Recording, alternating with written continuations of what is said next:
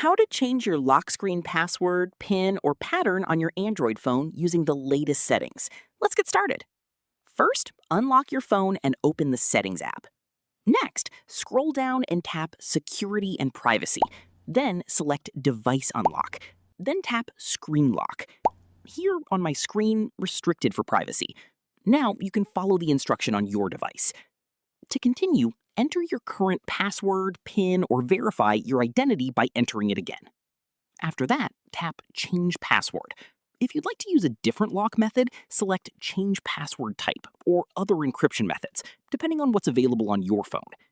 Now choose your preferred option, such as password, numeric, or pattern. Enter your new screen lock, then confirm it by entering it again.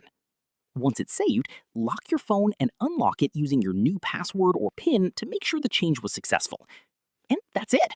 You've successfully changed your Android lock screen password and improved your phone security.